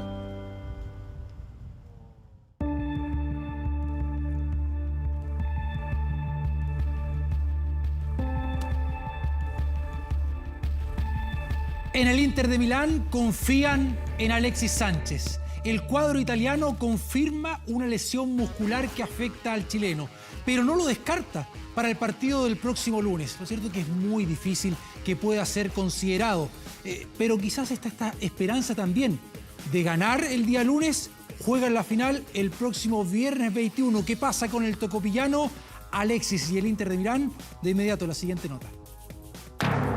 Alexis Sánchez se sometió a pruebas instrumentales esta tarde en Duisburgo después del problema que tuvo durante el partido contra Bayer Leverkusen. Así comienza el parte médico del Inter. La preocupación está instalada en el cuadro lombardo. La lesión que sufrió Alexis Sánchez en el duelo ante el Leverkusen es un problema para Antonio Conte y este miércoles hubo novedades. Las pruebas confirmaron un problema muscular en el bíceps femoral del muslo derecho. La lesión del bíceps femoral es una lesión bastante frecuente en los futbolistas por aceleraciones, por golpe en falso al balón o por hiperestiramiento. La mirada de Antonio Conte está puesta en la pierna del chileno, sobre todo porque el próximo lunes se enfrentan al Shakhtar de Ucrania por las semifinales de la Europa League. Los próximos días serán claves. La situación del atacante chileno se volverá a evaluar en los próximos días. Ahora va a ser fundamental saber qué tipo de lesiones, es decir, el carácter estructural que compromete el músculo. Si es un carácter de tipo fibrilar, es decir, que compromete la estructura esencial del músculo, indudablemente la recuperación va a ser mucho más lenta. Aún no está descartado para semifinales, pero lo cierto es que es muy probable que el Niño Maravilla no esté ante el conjunto ucraniano.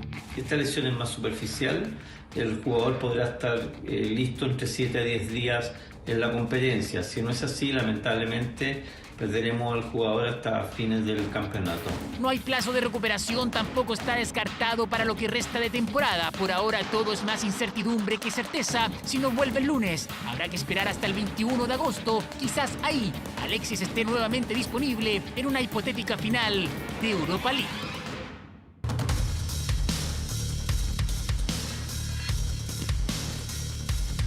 Y vamos a la Champions League, la Liga de Campeones de Europa. La obsesión de Arturo Vidal, el Barcelona, que enfrenta el día viernes al Bayern Múnich. Hoy hubo alarma en el cuadro catalán porque se informó de un caso positivo de COVID-19 dentro del plantel. Pero finalmente fue un futbolista que no tuvo contacto con el plantel, que ya está en Lisboa, Portugal, para enfrentar esta decisiva llave. El Fútbol Club Barcelona acaba de notificar que un futbolista también ha dado positivo. Es uno de los nuevos jugadores que iniciaron la pretemporada ayer. El Barcelona anuncia el positivo por coronavirus de un jugador. Con esta información se levantó el Fútbol Club Barcelona, un positivo dentro del plantel. El cuerpo médico culé comenzó de inmediato los protocolos porque este jueves viajan a Lisboa a jugar ante Bayern Múnich por la Champions League. Esto afectará al equipo para ir a Portugal. Bueno, no, en principio esto no va a tener ninguna incidencia, afortunadamente, para la Champions. Todos los futbolistas con los que cuenta mañana Setién para viajar a primera hora a Lisboa están sanos. Por la tarde se supo que el jugador positivo era el francés Todibo, que no tuvo contacto con Messi, Suárez, Vidal y ninguno del plantel que viajará para este duelo crucial por Champions League ante Bayern Múnich. Desde Alemania siguen empeñados en calentar el Barça-Bayern. Si ayer ya leíamos a Mataus decir que Lewandowski estaba por encima de Messi. El caballero del gol titulazo.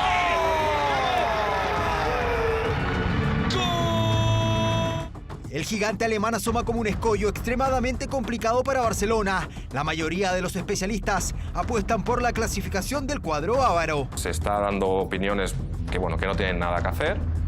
Y esto les ha molestado muchísimo. No sé si se trata de una estrategia o no, pero no parece muy inteligente calentar a los mejores. Pero rápidamente se ha convertido en una motivación extra, que evidentemente ya en un partido así ya tiene motivación. Será el primer partido de Arturo Vidal frente a su ex equipo, plantel que aún guarda buenos recuerdos del Rey.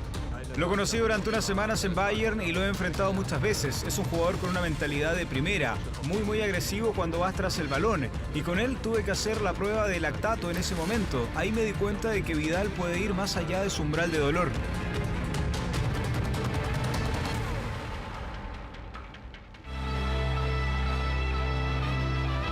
Este viernes Vidal sale a buscar su sueño de la orejona. Barcelona frente a Bayern Múnich, mucho más que un simple partido.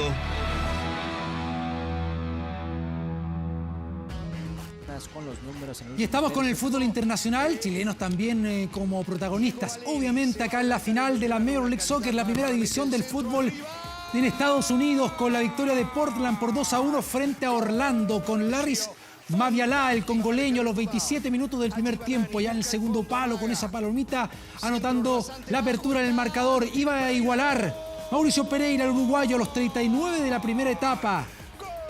En Portland juega el chileno Felipe Mora con su equipo, mira, muy solo, en un tiro de esquina, empatando en una final. Horrible, marcando Orlando. Darío Suparic, el croata, aprovechaba el rebote y anotaba el 2-1. El minuto 43 del segundo tiempo va a ingresar el chileno. Mira esta patada. Patadón del brasileño Ruan sobre Valerí, que solamente hubo amonestación. Ahí está la imagen, el ingreso del chileno. Minuto 43 del segundo tiempo, logra el título de campeón que se jugó en Disney, ¿ya? En la burbuja de Disney. Orlando se jugó esta instancia de Major League Soccer. Vamos a la pausa. A la vuelta te cuento, hace poquito se anunció los estadios permitidos autorizados para que vuelva al fútbol chileno.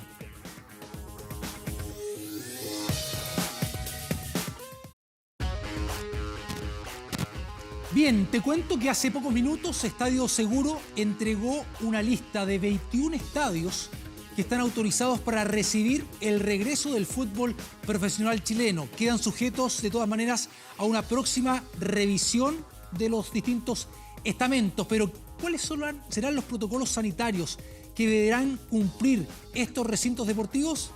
Lo contamos ahora. Aún no hay fecha, estamos muy próximos, muy cercanos. El presidente de la ANFP y un mensaje de esperanza, el fútbol estaría muy pronto a volver. En cuanto al inicio del torneo, si me dicen que es este fin de semana, lo afrontaremos con los jugadores que tenemos. Primero es un clásico para la gente de Unión Española y nosotros lo vamos a tomar así.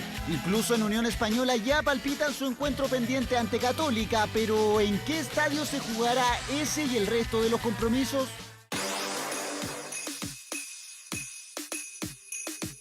33 clubes, misma cantidad de reductos deportivos de carácter municipal y otros privados. Hoy Estadio Seguro, en conjunto con el Ministerio de Salud, definió los que serán habilitados. Extraoficialmente habrían 15 reductos con el ok, entre ellos el Monumental, Santa Laura, Huachipato, Cap Acero y San Carlos de Apoquindo. Y sabemos que San Carlos cumple con lo que se solicita para el desarrollo de los partidos en esta instancia. Los recintos aprobados deberán cumplir con un estricto protocolo. Determina un cronograma de 8 horas previo y 2 horas posteriores al partido. Se envía un listado de las personas que va a acudir por cada delegación. Los estadios deben contar con una sala especial de aislamiento en caso de que se sospeche que haya alguna persona con síntomas y pueda estar contagiado de coronavirus. Eso desde las medidas sanitarias, porque ya hay alcaldes que exigen mayor información al respecto. Queremos saber cómo pretenden implementarlo, por ejemplo, si viene con recursos para poder adaptar algunos puntos del estadio. El regreso del fútbol suma cada día un grano de arena. La ANFP y las autoridades cuidan sigilosamente cada detalle para lograr el esperado retorno seguro. Claro, dentro de esa lista entregada, reitero, hace pocos minutos, se dice que el Estadio Nacional y el Estadio Municipal de La Cisterna tienen una disponibilidad restringida hasta este momento. Nos despedimos. Continúa Iván Núñez, tú con la información en 24 Horas Central. Buenas noches. La Superintendencia de Servicios Sanitarios aplicó una multa histórica a la sanitaria ESAL por el derrame de petróleo en la planta de agua potable que abastece a Osorno, hecho que ocurrió en julio del año pasado. La sanción es de 1.640 millones de pesos a filial de Aguas Andinas, la más alta que se haya cursado a una sanitaria y que contempla la normativa. La autoridad levantó 9 cargos contra ESAL, que incluía el incumplimiento de la obligación de calidad del servicio, poner en peligro la salud de la población y entregar información errónea. De ellos, en 6 aplicó la máxima sanción. ESAL informó que estudia apelar a esta sanción, ya que estima que no tiene precedentes en esta industria, que llega cuando es necesario proteger los empleos y que ya compensó económicamente a los clientes afectados en más de 3.000 millones de pesos.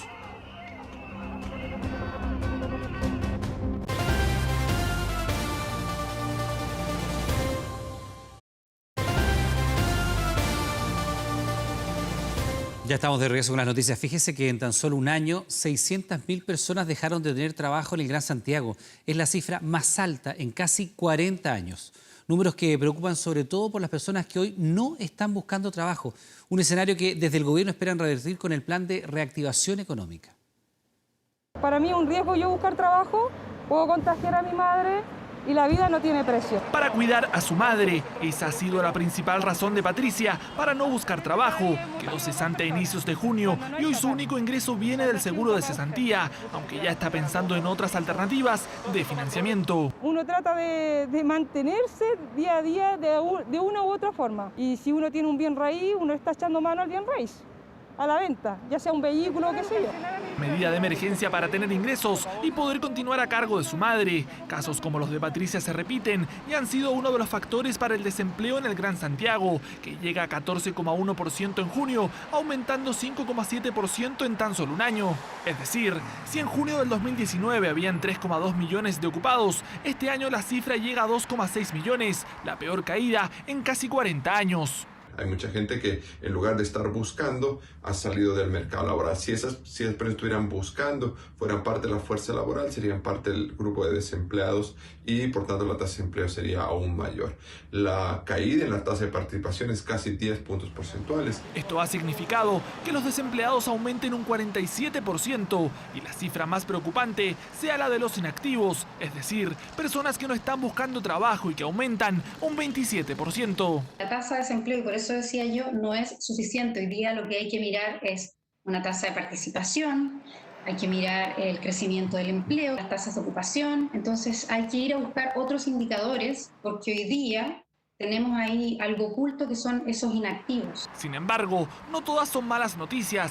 En la plataforma trabajando.com las vacantes están aumentando. A la fecha hay más de 45.000, lo que significa un 18% más que en los últimos 2 meses. Alternativa de trabajo que Osvaldo con su emprendimiento pretenden dar. Desde hace 2 meses se dedican a hacer un centro de distribución para el delivery y ya están por abrir su segundo local. Y para eso necesitan personal. En un principio 3 personas en este local, 3 personas en el segundo local y cada 2 meses estamos proyectando más o menos ir abriendo nuevas sucursales en regiones, en otras partes de Santiago, lo que va a significar también ir contratando siempre 3 personas o más según la cantidad de clientes que hayamos teniendo. Las principales vacantes se encuentran en comercio, que solo el martes creció 5 veces más que la semana pasada, seguida por la industria manufacturera, tecnología y transporte. Hemos visto un gran cambio en los rubros de ofertas laborales disponibles. Esto se debe a que vemos que las industrias se están preparando para una vuelta paso a paso a la normalidad. Procesos de reactivación laboral que para el gobierno serían clave, sobre todo en un segmento de la población.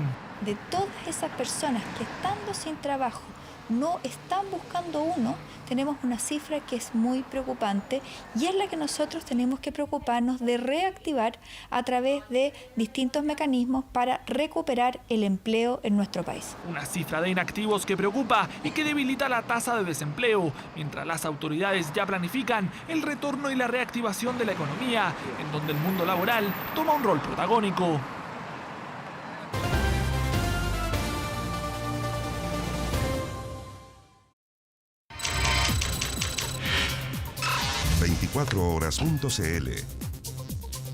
Atención con lo siguiente porque con las comunas de Santiago y Estación Central ya en etapa 2 desde el lunes se van a sumar 709.000 personas a las que ya están en transición. Entre tanto, más de 9 millones de habitantes van a permanecer todavía en cuarentena. En la sección 24 Data vas a poder revisar todos los mapas y los datos por localidad. Ingrese a 24horas.cl para conocer los detalles. Con esta información nos estamos despidiendo. Como siempre, damos las gracias por acompañarnos. Siga nuestra sintonía. Ahora en TVN llega Fuerza de Mujer y luego un nuevo capítulo de ¿Dónde está Elisa? No se lo pierda, que tenga buenas noches.